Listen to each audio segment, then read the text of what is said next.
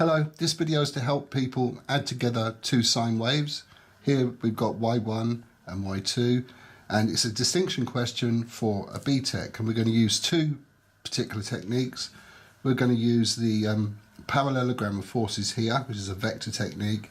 We're also going to use the resolution of forces here, which is trigonometry. And the question says, using a graphical technique, determine the single wave resulting from a combination of two waves of the same frequency, and then verify the result using trigonometry, basically. So we've got two sine waves. Y1 which is equal to 4 sine times 400 times pi times t, pi radians that is. And this part here, which I'm just going to circle, is the phase difference. Now the phase difference is the angle which each of the waveforms would make with the horizontal drawn here. And it's pi radians, so pi radians is 180 degrees.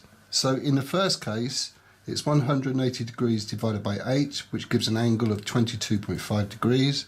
And in the second case, it's 180 degrees divided by 4, which gives an angle of 45 degrees. And what we're going to do, firstly, we need to understand that both this and this have no bearing at all on the outcome of this result. We're going to draw we're going to draw 4, this voltage here, which would be a waveform. It'd be a sinusoidal waveform that looks like this, and we're going to draw it exactly 4 centimeters long at an angle of 22.5 degrees to horizontal there. But I've already done it, as you can see, but you just use a protractor, measure up 22.5 degrees, and then draw it as close as you can 4 centimeters, so it's to scale. And of course, when we do the next sine wave here, that's going to be drawn at 45 degrees. That's done here, and that's drawn at 5 centimeters. So they're both exactly scaled to each other. Now, to do parallelogram of forces, what we do is from this point here, which is the end point of the first voltage, we're going to draw the second voltage at 45 degrees here at this point. And at this point here, we're going to draw the first voltage at 22.5 degrees. And the intersection of the line between the two is the resultant voltage. Now it's measured, and it's quite a small drawing, but I measured this at about 8.6 volts. That's not quite accurate, but it's accurate enough for us to get the idea. And the resultant phase angle is the angle measured between horizontal, the x-axis here, and the resultant here. See that? 35 degrees, 8.6 volts. So if we're doing vector addition, that's how you do the vector part of this. For the resolution of forces, we're going to use trigonometry. Each of the vectors has, in this particular case anyway, has a vertical component and it has a horizontal component. And trigonometry tells us that the cosine of an angle is equal to the adjacent over the hypotenuse. And this is the only, in this particular case, the only trigonometric formula that we actually need to use. So for example, if I'm going to look at the first one here, y1, taking the vertical for y1, this time instead of taking 22.5 degrees, to use the cosine, I need to take the other side of this, to take the vertical, that's going to be 67.5 degrees. So when I pop that in the calculator, that will give me cosine 67.5 degrees would give me 0.382, and then I simply multiply that by 4, because 4 is this vector here, which forms the hypotenuse of this vertical. Similarly with y2, 45 degrees, the cosine of 45 degrees is 0.707, and we multiply that by 5.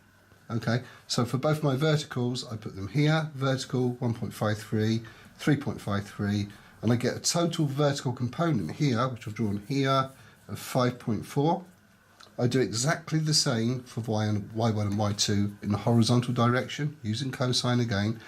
This time it's 22.5 degrees and also 45 degrees. So I've just done the first one here, 0.923, and then we get two horizontal components which we add together, which give us 7.22.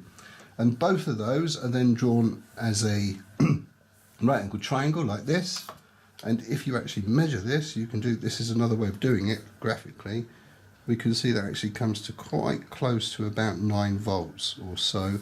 And if you measure the angle, my eyesight's not very good anymore, it was just over 35, 36 degrees. So it's quite a good technique for quickly working that out. However, to use trigonometry, we've done this part. Now we use Pythagoras to find a resultant voltage, which is this voltage here. We take the square root of 7.22 squared plus 5.4 squared, and when you do that sum, you come up with a resultant voltage of just over 9 volts. Okay, and then to find this angle, we take the tan. This is a tan identity. It's the opposite. This is the opposite here. This is the adjacent. So we take the tan of the opposite of the adjacent, which is 5.4 divided by 7.22. Then we invert the tan minus 1, of 0.7479. So when you pop that into your calculator, when you pop this result here into your calculator, you're going to get this, shift, tan, and you'll find that comes to 36 degrees. So the resultant voltage of adding, and this is the important thing, a couple of my students, well, a lot of my students got this wrong. For some reason, it says, using a graphical technique, show how 2 sine waves can be added, not subtracted. They subtracted it. I don't know why I did that. And you end up with a resultant of 9 volts, 36 degrees. Okay, there'll be another video coming soon. Bye-bye. Thank you.